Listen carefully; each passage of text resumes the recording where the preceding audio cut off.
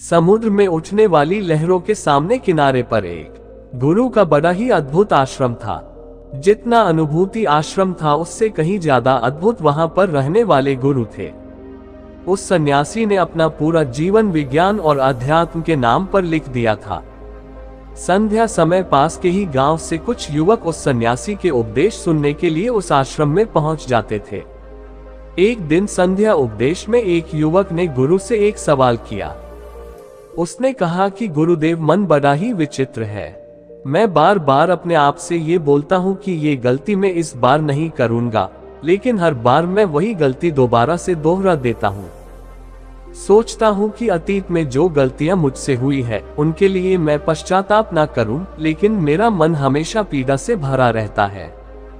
आप कहते हैं कि ध्यान सब दुखों को मिटा देगा, लेकिन मैं रोज ध्यान करता हूँ, लेकिन उस ध्यान का मुझे कोई फायदा नहीं मिलता। ऐसा क्यों होता है? मैं क्या करूं? कृपया करके मेरा मार्गदर्शन करिए। सन्यासी ने सबकी समस्या हल करते हुए कहना शुरू किया। उन्होंने बताया कि शुरुआती ध्यान सबसे ज्यादा कठिन होता है, क्योंकि शुरुआत में व्यक्ति के मन को आदत नहीं होती है। वो इधर उधर भागता है, दौड़ता है, अतीत की बातों को याद करता है, लेकिन ध्यान एक जगह पर लगा नहीं पाता।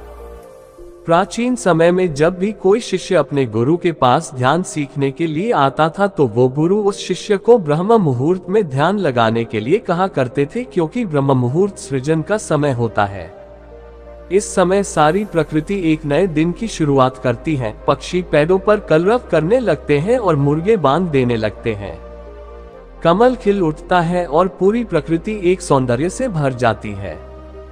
प्राचीन शास्त्रों के अनुसार 24 घंटों को 30 मुहूर्त में बांटा गया है, जिसमें हर एक मुहूर्त 48 मिनट का होता है। ब्रह्म मुहूर्त की शुरुआत सूर्योदय से 1 घंटा 36 मिनट पहले हो जाती है। अलग अलग ऋतुओं में सूर्योदय का समय अलग अलग होता है।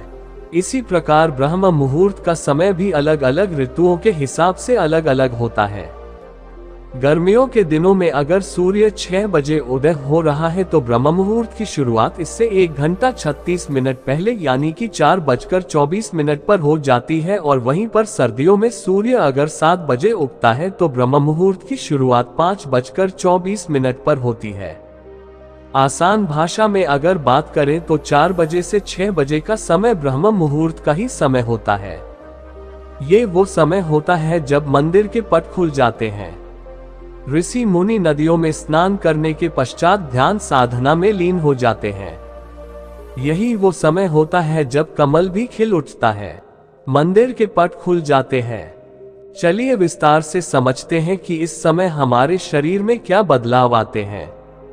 आयुर्वेद का कहना है कि मनुष्य का शरीर 3 ऊर्जाओं से यानी कि 3 दोषों से बना होता है, वात, पित्त और कफ। यही तीनों ऊर्जा ये हमें पूरी तरह से संचालित करती हैं।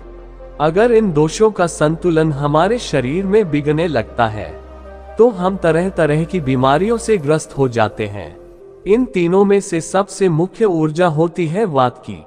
वात का संतुलन बिगड़ने से हमारे शरीर में 80 तरह की बीमारियां पैदा होती है। पित्त का संतुलन बिगड़ने से 40 और कफ का संतुलन बिगड़ने से 20 तरह की बीमारियां जन्म लेती है। इस प्रकार इन तीनों दोषों में से वात सबसे ज्यादा महत्वपूर्ण है, और वात हमारे शरीर में सबसे ज्यादा सक्रिय सुबह के 2 बजे से 6 बजे के बीच में होता है।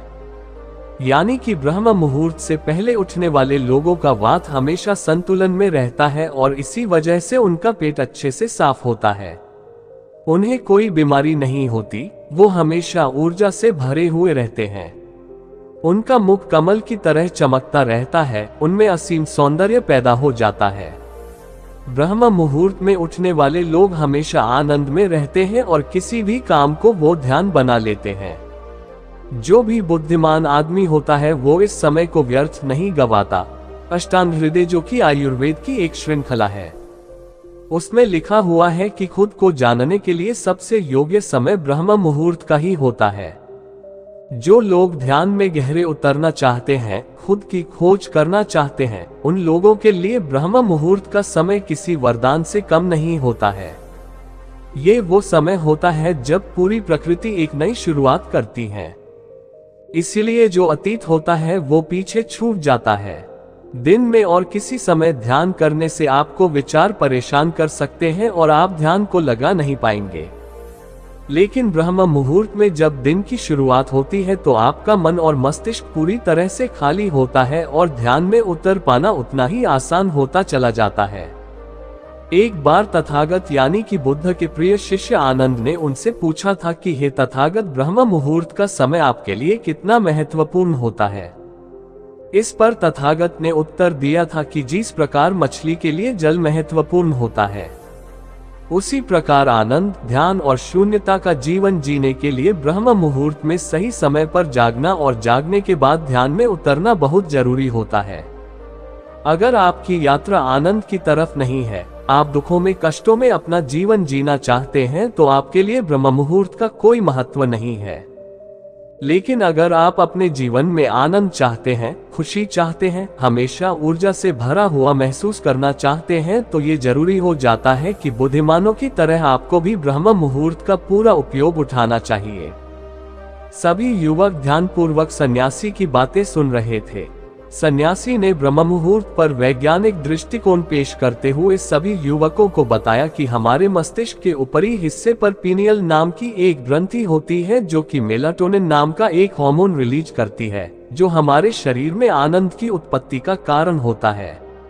ये वही हार्मोन होता है जितने अच्छे से और जितनी ज्यादा मात्रा में पीनियल ग्लैंड मेलाटोनिन नाम का ये हार्मोन रिलीज करती है, उतने ही आनंदित हम रहते हैं।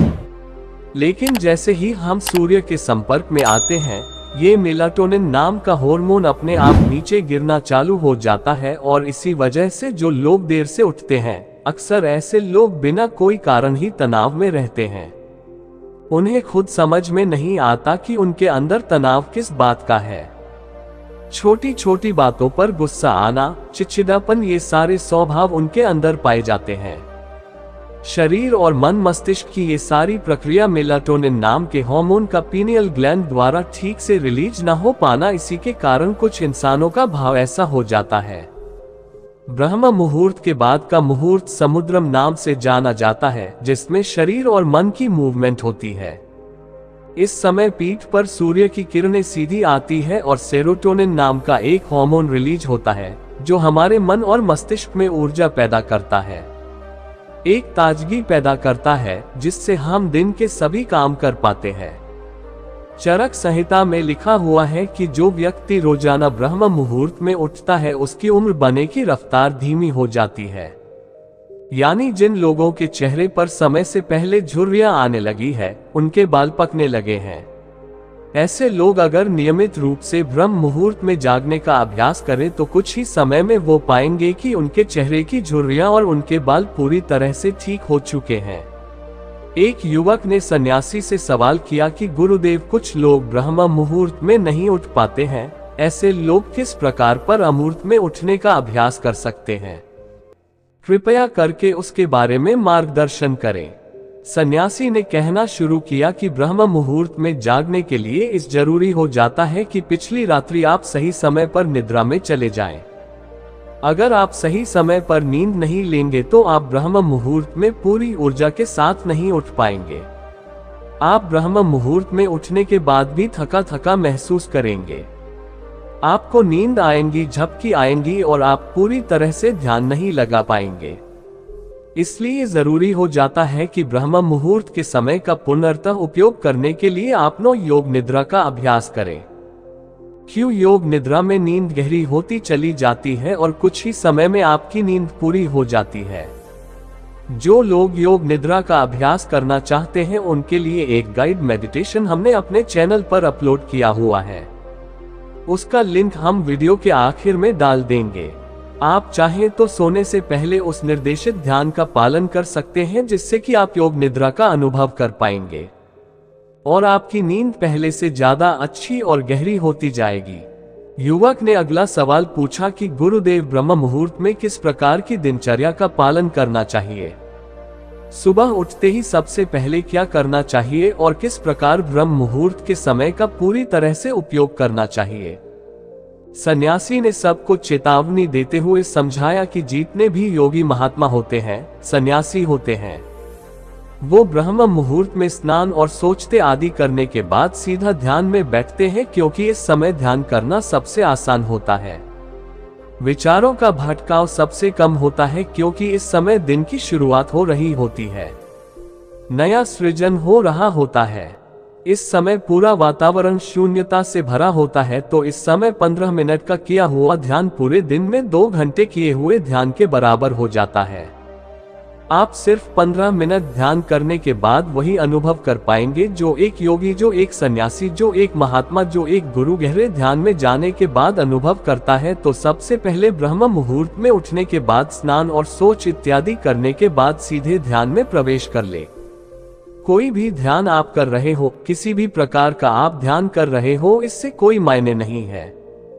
जिसका भी आप पालन करते हो उसका ब्रह्म मुहूर्त में उठते ही पालन करने का अभ्यास करें, और कुछ ही समय बाद आप खुद ही ये अनुभव करेंगे कि आप कितने गहरे आनंद को प्राप्त कर चुके हैं। आप इतने गहरे ध्यान को कभी अनुभव नहीं कर पाएंगे जितना गहरा ध्यान आप ब्रह्म मुहूर्त में अनुभव कर सकते हैं। जिन लोगों ने ध्यान की यात्रा की सिर्फ शुरुआत की है या फिर जो शुरुआत करना चाहते हैं, उनके लिए तो ब्रह्म मुहूर्त बहुत ही वरदान साबित होगा।